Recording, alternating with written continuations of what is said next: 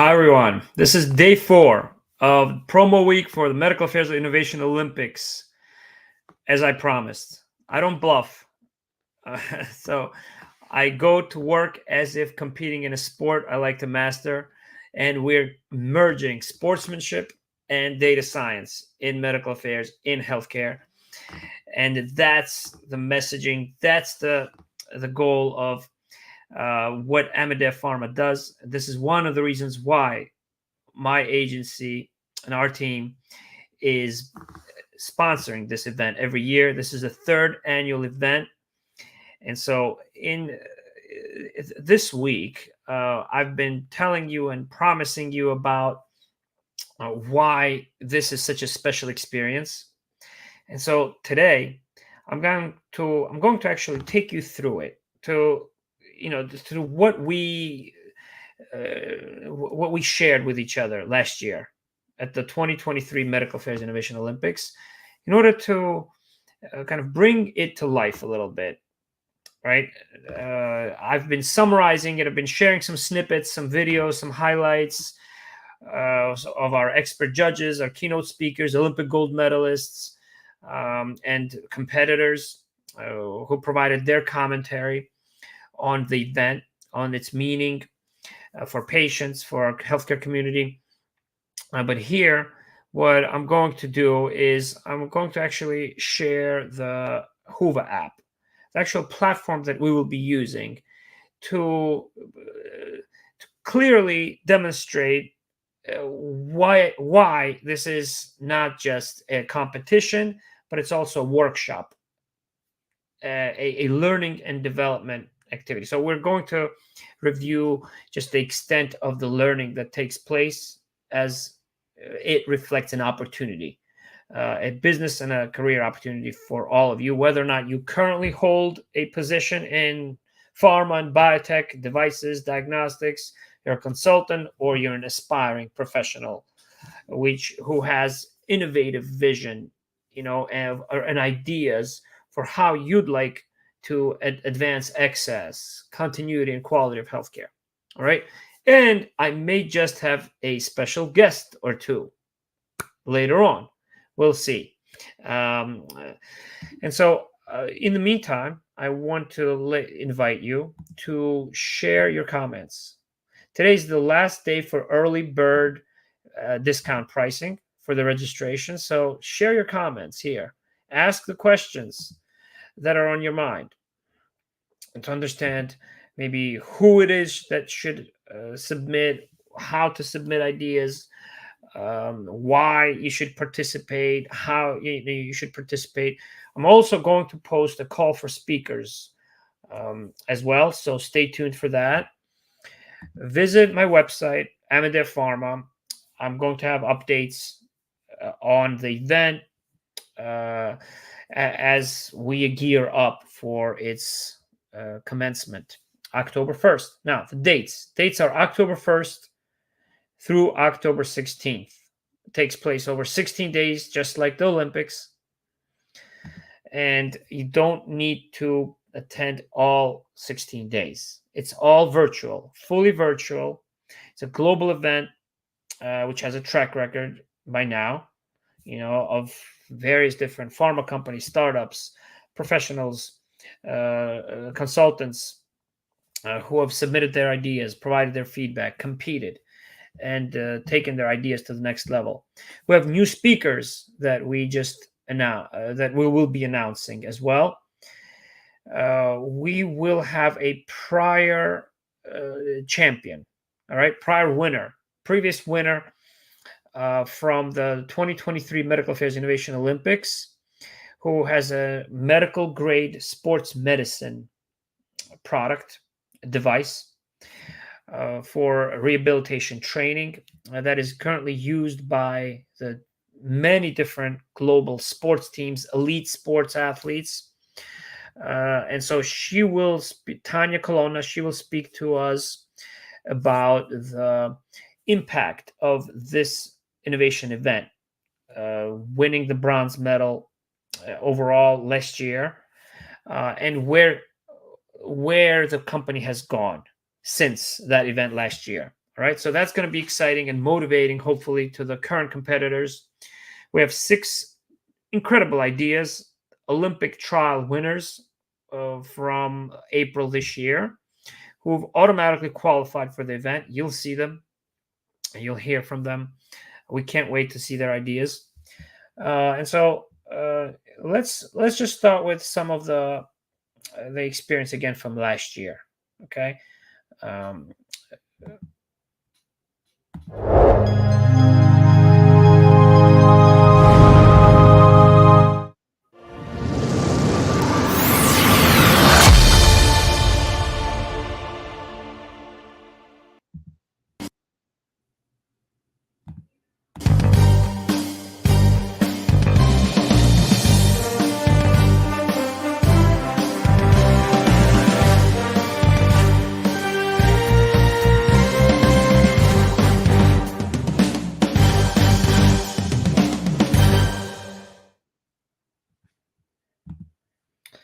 okay, and now, as promised, I'm going to take you through the app, the Hoover app, which many of you who work in healthcare are quite used to using, probably.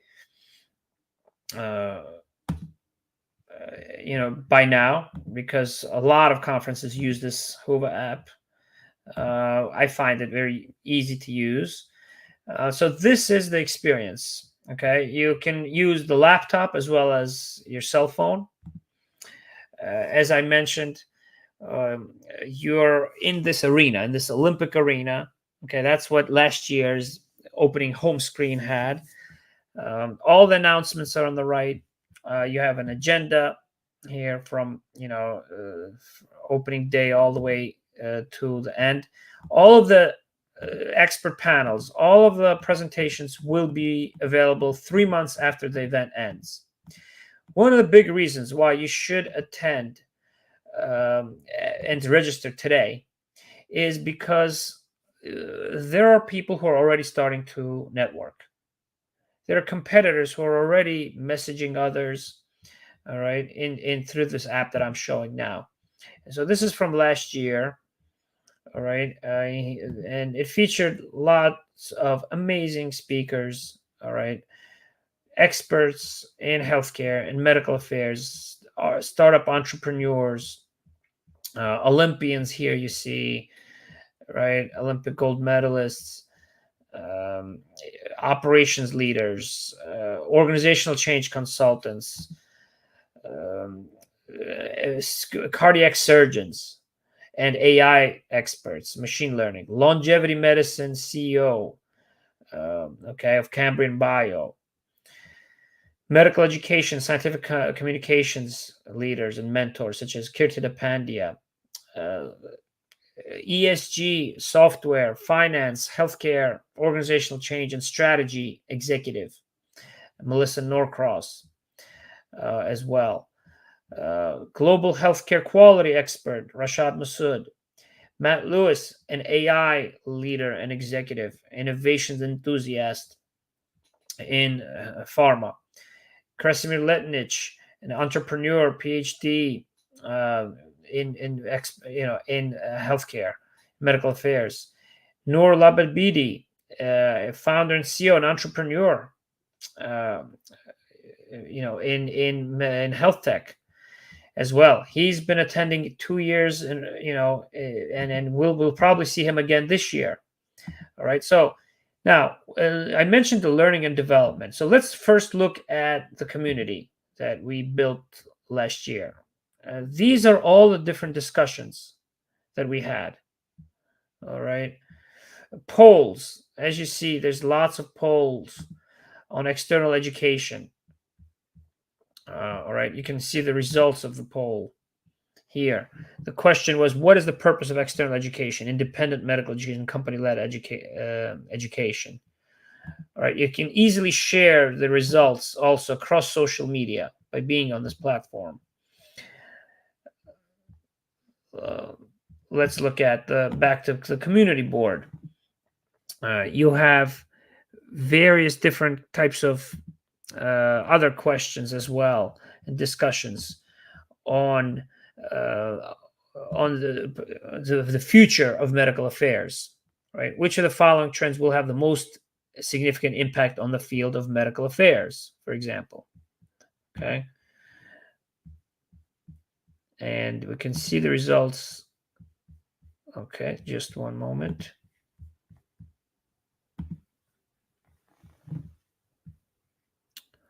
Actionable insights. So you get the picture, right? So there's lots. So here are the polls and the results. Okay, I was just looking for. View results. There we go. Different ways and to communicate with each other, but as well as documents. All right. So some of these documents are reports that are latest trending reports and case studies that we shared and talked about. All right, and agenda handouts. So the expert panelists also shared a lot of case studies throughout their discussions, all of which are still available to view, to download, such as this. This is one of them, for example. All right. Chaired by Rob Adamowski and Rashad Massoud, which highlighted several different global successful healthcare quality improvement initiatives, as well as new approaches to managing talent, diversity in successful teams for launches. Okay, let's see if I just want to make sure that I'm sharing that. Oh, okay, so I wasn't sharing.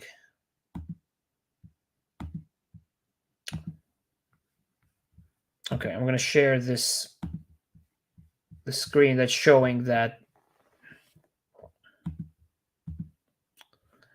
So here goes. So this is actually the slides that you will have access to, okay, from the expert panel. So you'll be able to refer to information, after the event ends as well, right? And these are important case studies. For example, in this one expert panel that I'm highlighting from Dr. Rashad Massoud, an HIV quality improvement initiative in Uganda, right, that decreased the gap in coverage and in retention of patients on treatment, as well as the success markers as well. I'll show you another case study he talked about in India, an all mobile health center that was created that ultimately decreased the gender inequity gap in treatments for healthcare for hypertension across 8 different mobile centers, as well as increased blood pressure control from 60 to 90% blood pressure control over about a year. And the expert panel actually focused on various different methods of analysis of the quality and the different types of tactics and strategies used throughout that year, and their corresponding assessments, evaluation, in order to provide the audience with an inside look into how you improve quality, healthcare quality, in a coordinated effort across the 8 different mobile centers in a large country such as India, for example. Okay. And so I want to take a quick break here, and I want to introduce to you our expert judge, medical affairs executive, Don Nuoz. Hi, Don. How are you? I hope you can hear me. Can you hear me? Yes, we can hear you. Excellent. Thank you. Yeah. Well, Tim, thanks for the introduction. I'm sorry I joined late. As I said, I was on another call, but I'm glad that I was able to make it to this call. I heard what you just said, and it'd be nice if somehow we could look not just on the short-term basis in terms of increases in blood pressure, number of people reaching a particular goal, but also have that longer-term view. Has that impact cardiovascular outcome? Has the number of heart attacks and myocardial infarctions and other small vessel diseases, have those improved? Because I think that would now show not only are we immediately able to provide access to people to lower the blood pressures if they have hypertension, but to then have that long-term impact on their health outcomes. So that would be a great thing to do if we can do that. Yeah, great. And we'll get some of that those insights from you and from our other experts, such as Rashad Massoud, again this year. There will be one panel, one debate, very unique for unique discussion presentation, which will critically review the value of randomized control trials in the current health, realm of health, in the current kind of area of healthcare, right, or trends in healthcare. So I'm looking forward to that. But I want to maybe ask you to introduce yourself to the audience as well. Maybe just your background, since I'm not sure, who's really joining right now. But I know that there's a lot of interest. A lot of people know about this event, but I want them to get to know the judges personally as well. So, I don't. You're on mute there. So just coming off mute. So thank you a lot, Tim. I appreciate that.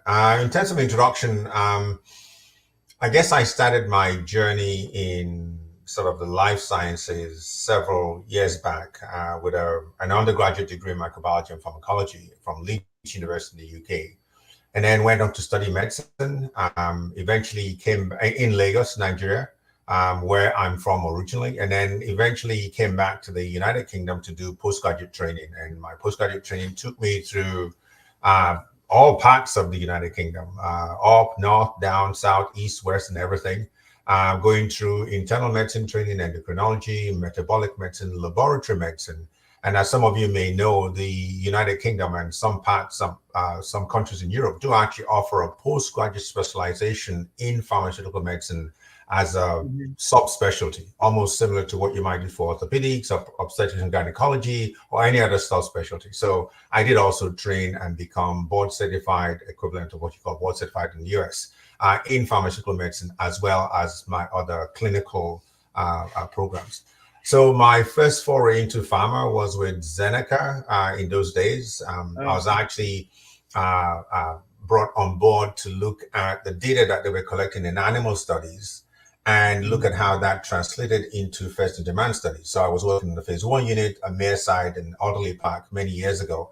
And so I'd look at the data from the animal studies and then use that to see what we would find in humans. And I also did the reverse translation as well, looked at what we got from early phase 1 studies and see how the early clinical data in rats, dogs, non-human primates informed our clinical strategy and our clinical decision-making.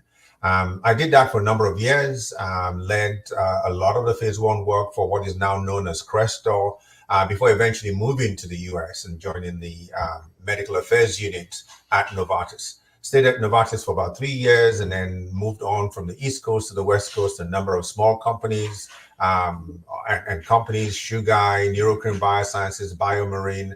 Eventually came back to the East Coast and joined NPS. And as you all know, Shire acquired NPS, Takeda acquired Shire, ended up at Takeda. But in between that, I had a 1-year period in Switzerland, in Zurich, where I worked in medical affairs. So I've been in medical affairs now for probably about the best part of about 15 years. I've led medical strategy on a diverse array of clinical programs and disease areas, from rare disease to your more common diabetes, dyslipidemia, hypertension, cardiometabolic, obesity, and things like that. I really love medical affairs because it's that juncture where you're able to bring information into the company to advance a new therapy or to improve already existing therapy, and you're able to offer information to the outside of the company as to how to best cost effectively and cost efficiently use that product. So I'll stop there and see what anyone has any questions. Tim. Yeah. Great, thank you very much, Don. And I'm excited that you'll be able to share your knowledge and your vast experience.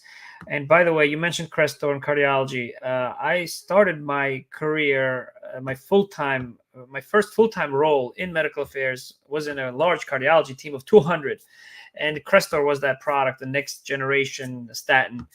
where I saw medical affairs and small investigator-initiated studies grow to change the norm of cholesterol treatment that would not otherwise be treated in a particular population that would previously be considered a low risk, ones with high sensitive CRP, high elevated levels of CRP, despite having normal or borderline cholesterol levels.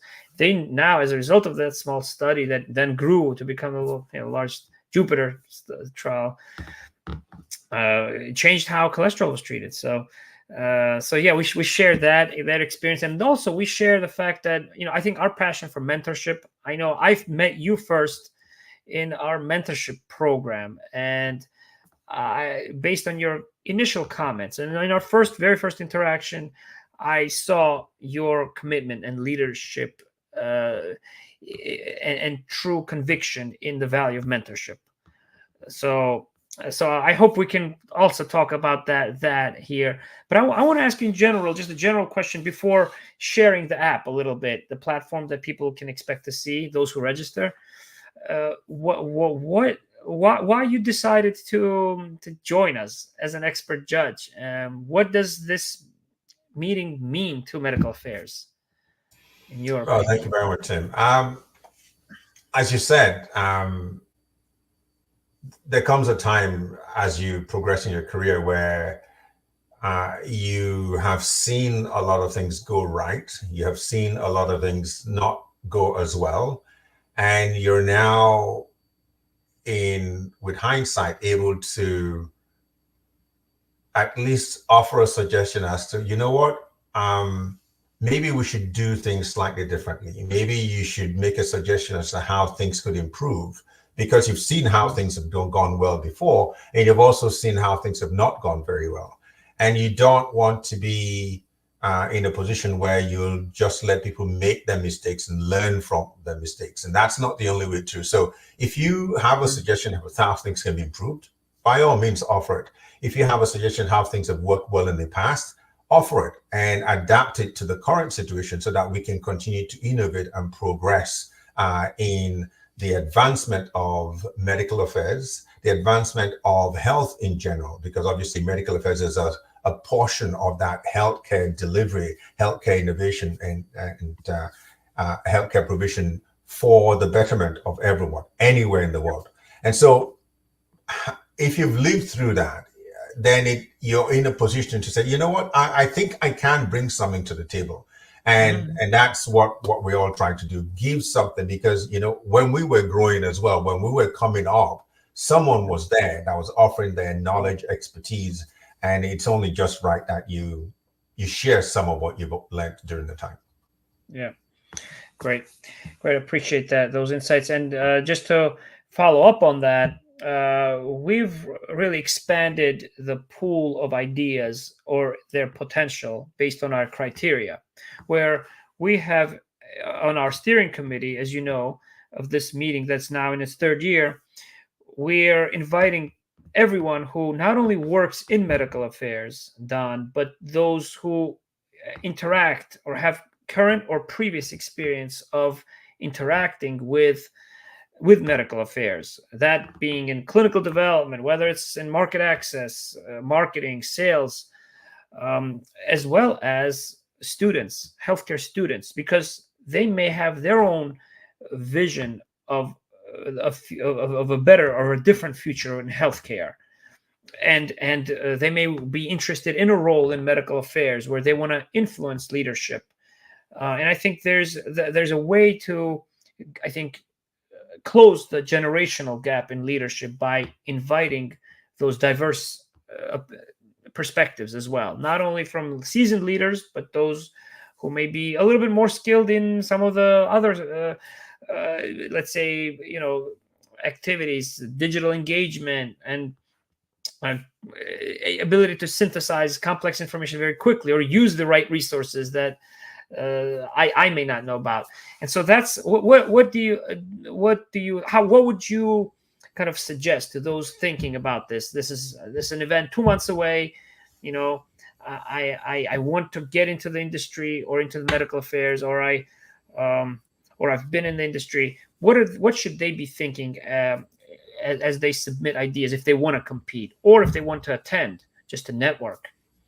Any Yeah, suggestions you have for you've that? mentioned a lot of things there, and that in itself can be a topic that we could talk on for Right. several weeks, if not months.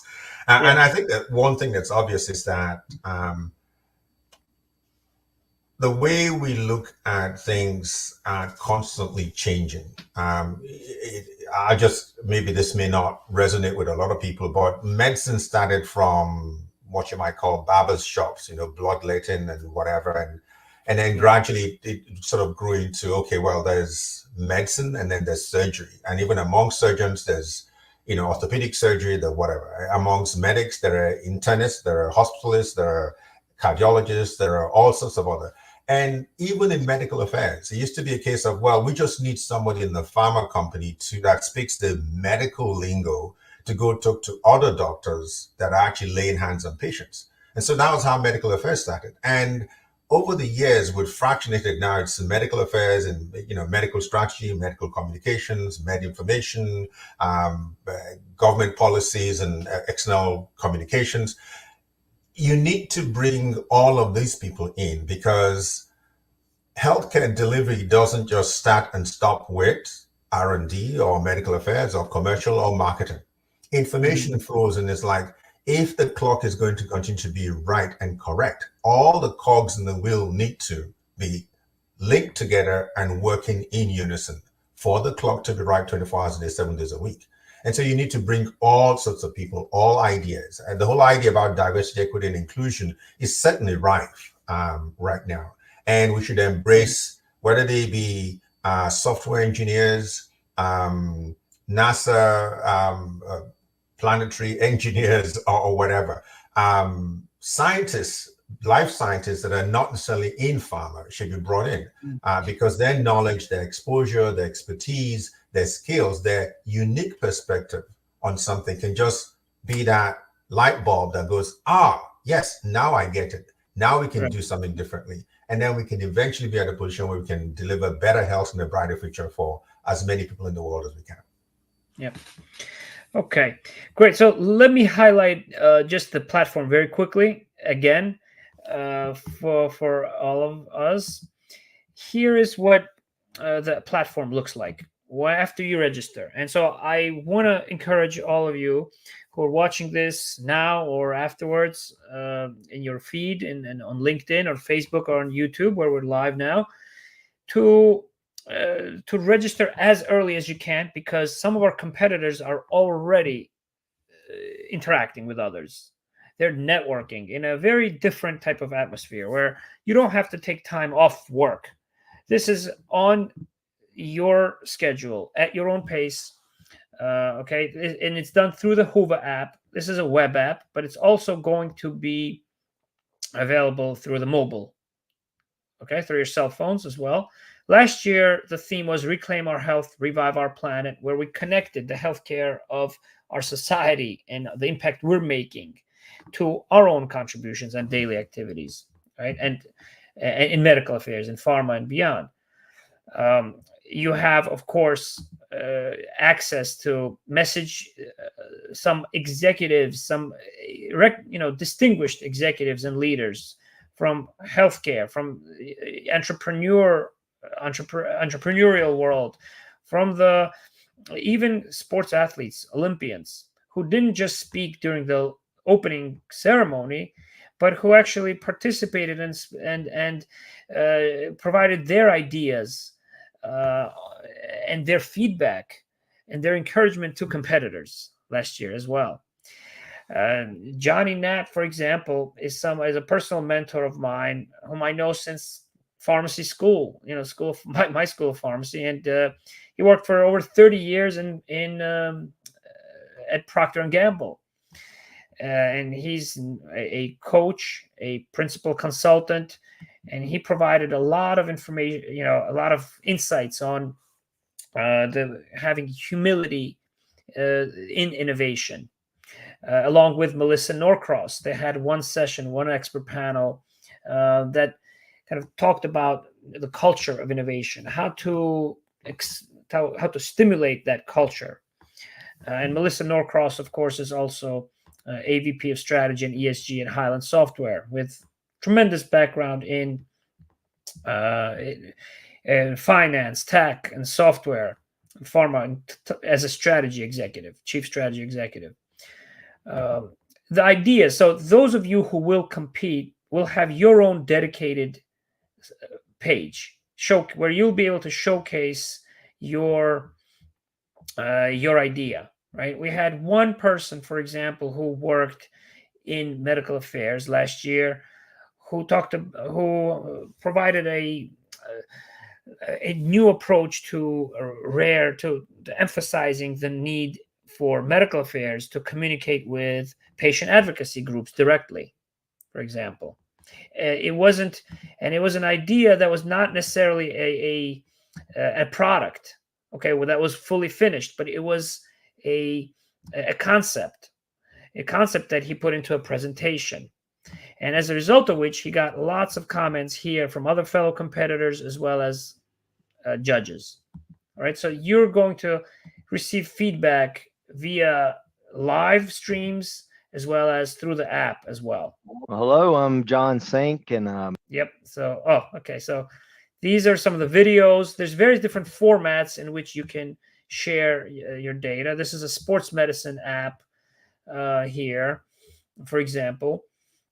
But the way it works is through 2 rounds of elimination on your own schedule. There's some gamification. There's lots of resources. All right. And so all of that takes place. The opening ceremony is live streamed. But the rest of the competition takes place on demand, virtually. Right. So it's half a day for opening day. Then we vote at the end of the first week, eliminate some competitors, but they're still eligible for other recognitions, important ones, which I talked about this week in my earlier broadcast. And then those who advance to the semifinals in each of the 4 categories this year, they will be again competing in a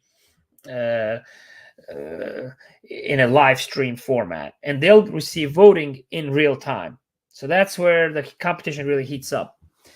Okay.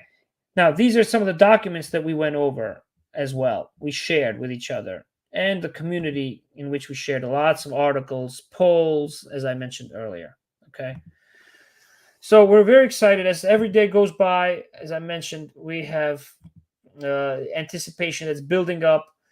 Now, the way to submit your ideas, okay, and competitors, you will be clear once you register. It's very simple. You'll receive a link that prompts you to submit those ideas. What I can do is I can share with you again the registration site just to familiarize you with it, those of you who are watching. All right. So here it is. There are various different ways you can register. This year, we've opened it up to pharma, biotech industry attendees, as well as healthcare student attendees, consultants. There's even a scholarship for those who are students. And these scholarship attendees will be reviewed on a case-by-case individual basis by the steering committee in order to determine whether or not they would be eligible for free registration. But the early bird discount ends in 1 day. And that's why this week I'm really going live every day in order to share this opportunity for all of you. Previous winners have gone on to become winners at other major healthcare innovation organizations, raise $5 million in seed funding for one of our prior winners, AvoMD.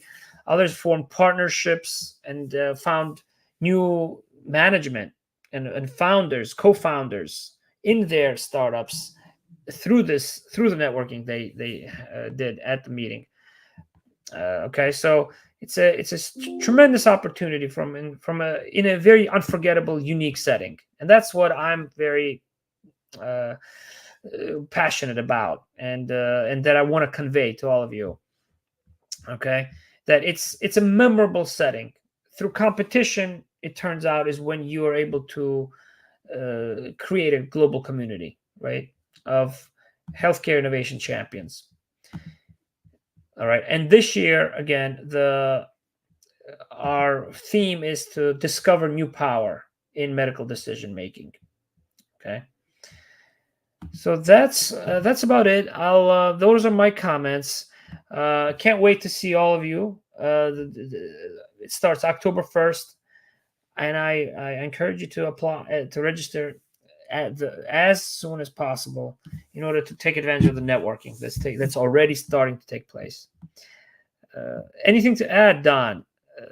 Any call to action or any suggestions to our community? No, the call to action is, let's get this recording to as many people as we can, share it amongst your network, encourage people to come in, look at the site, register to participate. And as you said, Tim, build your network, strengthen your network, and find ways of connecting with people and getting your ideas out there, finding partners you can work with to actually get those ideas to the finish line so that, your product, your service gets to the people that you want it to get to.